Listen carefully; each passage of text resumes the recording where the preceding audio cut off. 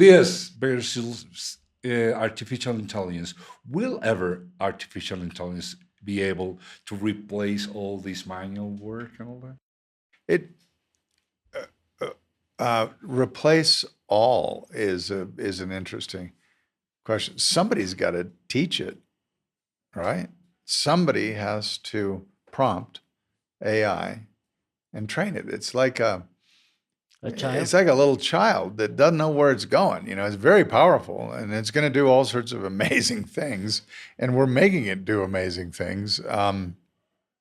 But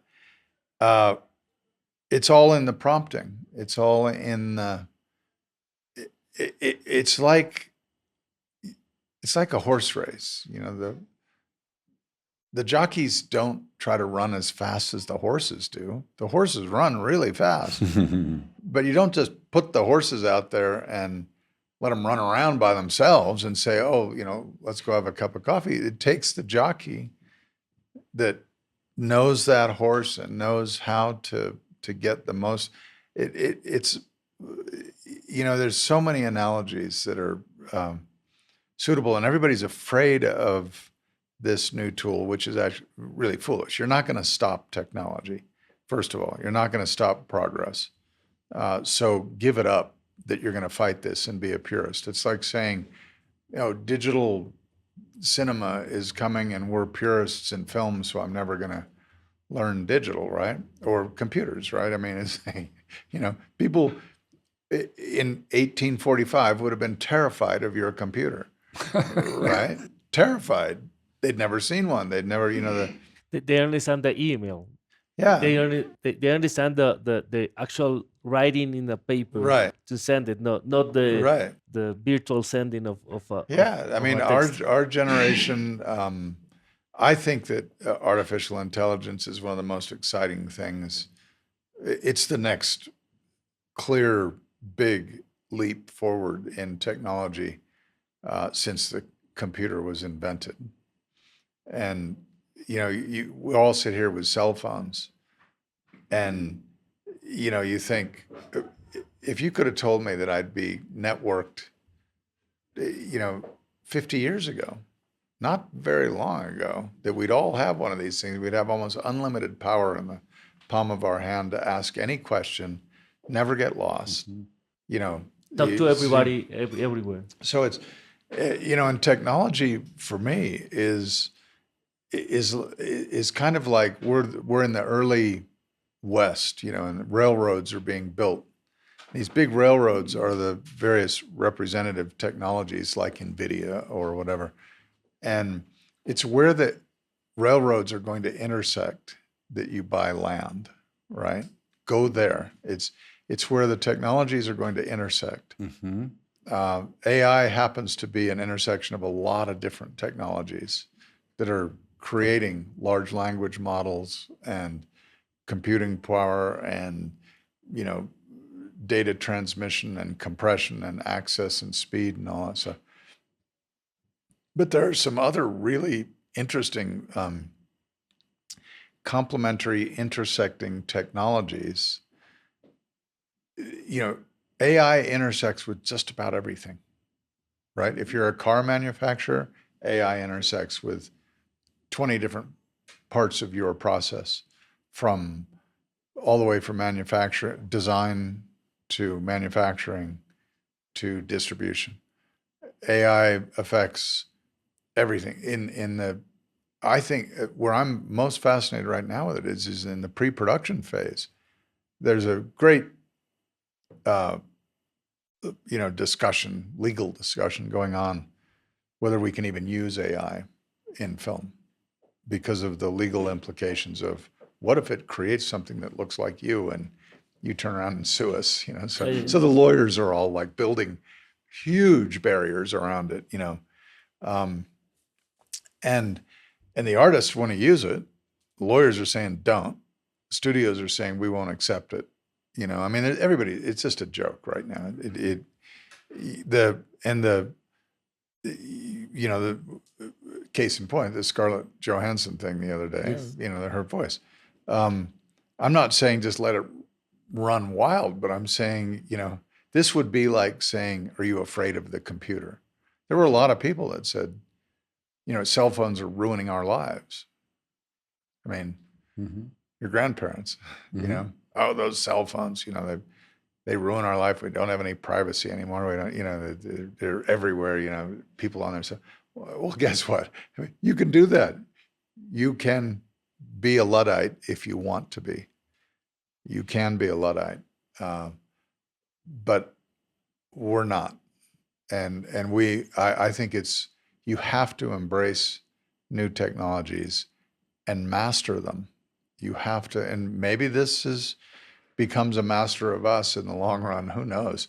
But at this point, it's like this goofy child that you're trying to figure out how to make it do stuff. And it's remarkable when you see what the results are.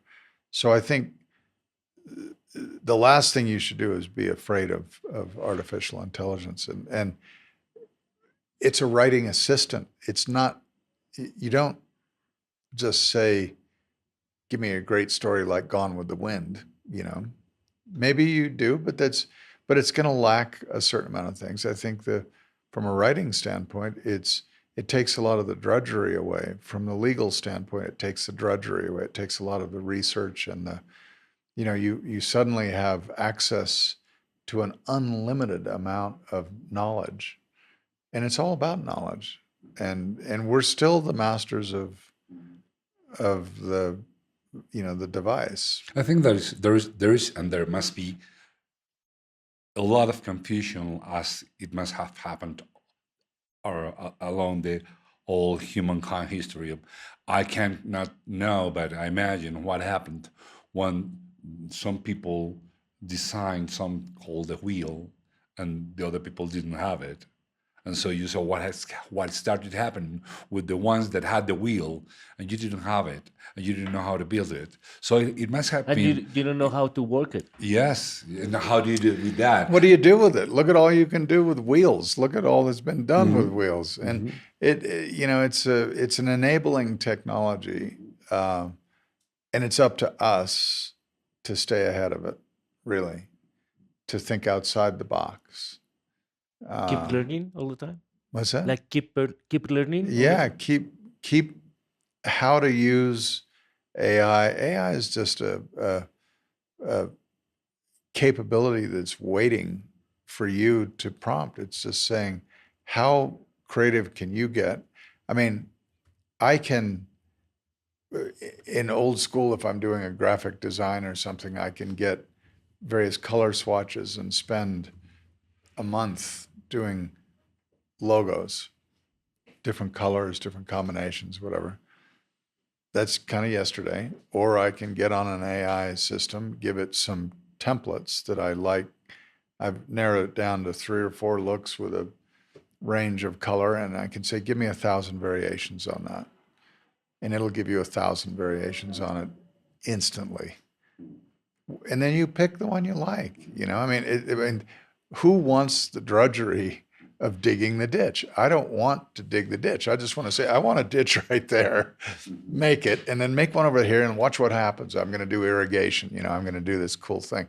And in a design sense, it's brilliant because, you know, number of iterations, you know, when you draw a picture, or you do anything, as they say, you don't get good at something till you bake 1,000 loaves of bread. By the 1,000th loaf of bread, you probably are going to get pretty good at it. You have to do something about 1,000 times before you get good at it. Well, what if you have a system That that make it for you. can make it for you and make 100,000 in a flash of you learn faster. And it's all about the pace of knowledge and learning. And that's what AI opens up to us. It's access to this universe of information with a very willing guide there that can connect you in a way. And what's going to be just extraordinary is when the AI systems start talking amongst themselves and communicate. So your personal assistant that knows everything about you and loves everything that you do, knows your music, knows stuff, goes, oh, by the way, you know, I'm talking to 20 other personal assistants because they're going to be able to. It's hive intelligence, and I mean, and you know, we run around siloed in our little worlds, and AI is not siloed at all. It's a hive intelligence. It's going to be connected to all the other. So we become sensory devices. You know, we become the thing that AI can't do, which is, you know, touch this table. What does this table feel like? Mhm. You know, what is this glass? What that's different. This glass is colder than the table because of the water in it. And it can't, the sensory, it doesn't have, we're the sensory, we're like the nerve endings Mhm. of AI. So when I studied aviation, you know, for becoming a pilot, by that time, of course, there was the Microsoft Flight Simulator, which reproduces exactly all you need to do. I mean, if you flight simulator, you are doing exactly the same that what is doing a pilot at a 747 going from Bogota to Paris. You're doing the same thing exactly. Mentally, you're doing the same. The professional pilots say it's not very funny. Say the difference is in the us.